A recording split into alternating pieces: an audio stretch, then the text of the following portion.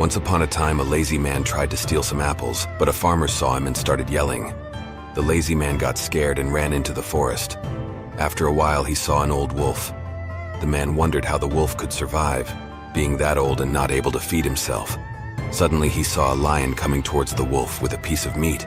The lazy man climbed up a tree to stay safe, but the wolf, too old to escape, stayed. The lion left the piece of meat for the wolf to eat. The lazy man felt happy seeing God's play. God always has a plan set to take care of his creations. He believed that God must have something planned for him too. So he left to find a place to sit and waited for someone to feed him. He waited there for 2 days without any food. Finally, he couldn't bear the hunger and left. He met a wise man on the way. He asked him why God treated him different from the wolf. The wise man answered, "It's true that God has a plan for everyone.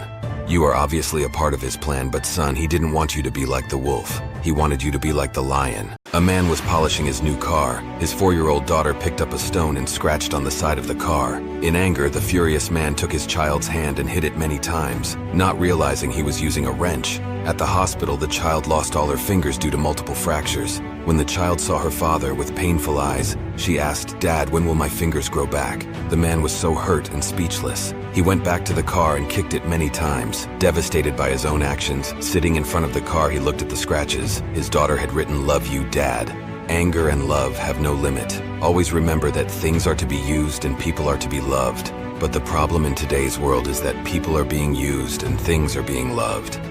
A poor boy was in love with a rich man's daughter. Overcome with his love for the girl, the boy proposed to her. However, the rich girl derisively rejected him and said, "Your monthly salary is equivalent to my daily expenses. How do you expect me to marry someone like you?" Hurtfully, for some reason, the boy could not forget her so easily. Roughly 10 years later, they accidentally ran into each other in the shopping mall. She immediately recognized the man and said, "Hey, how are you after all these years? I want you to know I'm now married to a very smart man and his salary is $15,700 per month.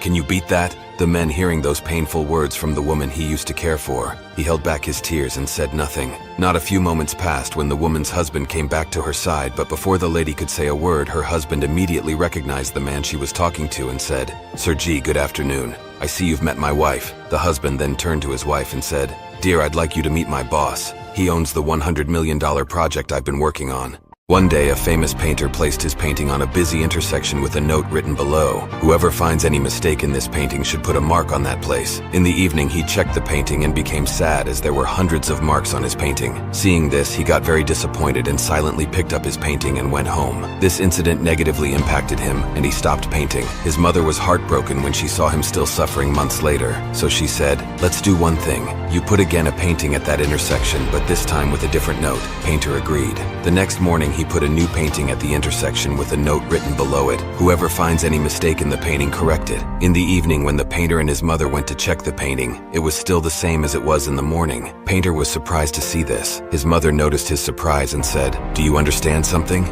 Any fool can find mistakes, and most fools do, but there are very few people who can correct those mistakes. There is no point in unnecessarily taking the opinion of people who only want to find fault with others and humiliate them when they neither have time nor knowledge to improve themselves." Once a man sold his well to a farmer. Next day, when the farmer went to draw the water from that well, the man did not allow him to draw the water from it. He said, "I have sold you the well, not the water, so you cannot draw the water from the well." The farmer became very sad and tried his luck in court. The judge asked, "Why don't you let him use the water of the well? You have sold the well to the farmer." The man replied, "Sir, I have sold the well to the farmer, not the water. He has no right to draw the water from the well." The judge smiled and said to him, "Good, but look, since you have sold the well to this farmer and you claim that the water is yours, then you have no right to keep your water in the farmer's well. Either you pay rent to the farmer to keep your water in his well, or you take it out of his well immediately." The man understood that his trick has failed. The judge has outwitted him and said, "Don't try to cheat. You will end up paying for it regardless of how smart you think you are."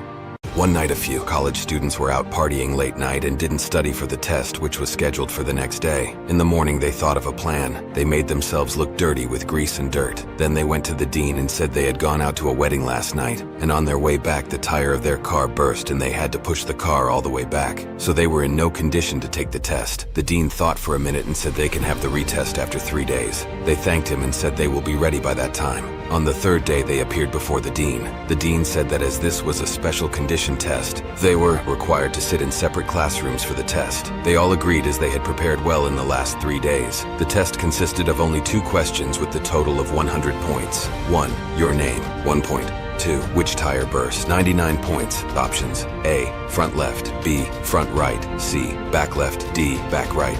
They all reacted the same way and looked at the dean in shock, and he told them all the same thing. Be responsible, be honest, and grow up as a good human being, or you too will learn your lesson. Once in a neighborhood there were 2 families. The Smiths and the Browns were best friends. They knew each other since college. One day, Sarah Smith and Camila Brown had both a baby on the exact same day. Through the years, Sarah notices that she doesn't connect as much with her little girl as Camila does. Camila's daughter Olivia was beautiful.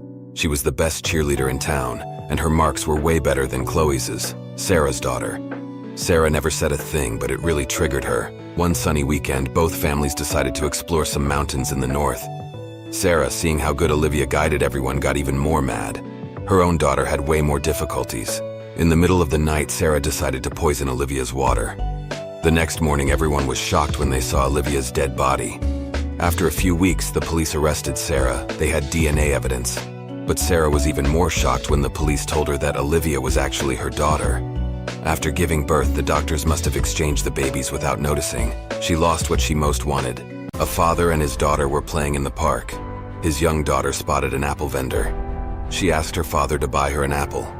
Her father didn't bring much money with him, but it was enough to purchase 2 apples. His daughter held 1 apple each in her 2 hands.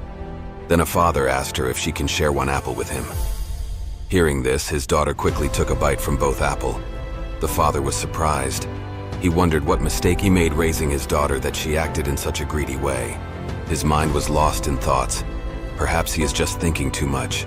His daughter is too young to understand about sharing and giving. His smile disappeared. His daughter with an apple then said, "Father, have this one. This one is much sweeter." Her father was speechless. He felt bad about reaching to a judgment so quickly.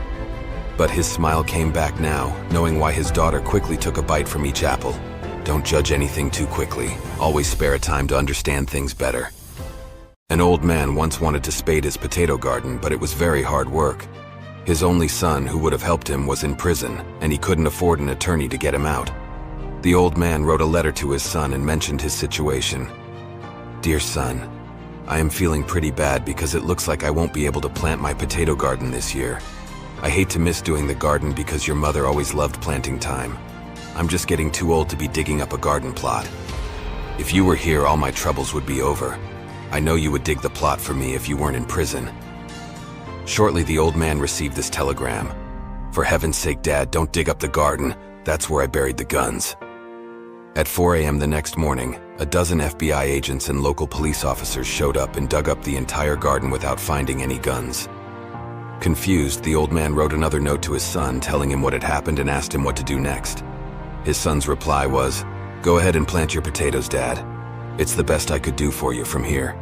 A little boy went into a drugstore, reached for a soda carton and pulled it over to the telephone. He climbed onto the carton so that he could reach the buttons on the phone and proceeded to punch in 7 digits. The store owner observed and listened to the conversation. The boy said, "Lady, can you give me the job of cutting your lawn?" The woman at the other end of the phone line replied, "I already have someone to cut my lawn." "Lady, I will cut your lawn for half the price of the person who cuts your lawn now." She answered, "I'm very satisfied with the person who is presently cutting my lawn. Lady, I'll even sweep your curb and your sidewalk, so on Sunday you will have the prettiest lawn in all of Palm Beach, Florida." "No thank you," the woman replied. With a smile on his face, the little boy replaced the receiver. The store owner, who was listening to all this, walked over to the boy. "Son, I like your attitude. I like that positive spirit and would like to offer you a job." The boy then said, "No thanks, but you were really pleading for one." "No sir, I was just checking my performance at the job I already have. I am the one who is working for that lady I was talking to. This is what we call self-appraisal."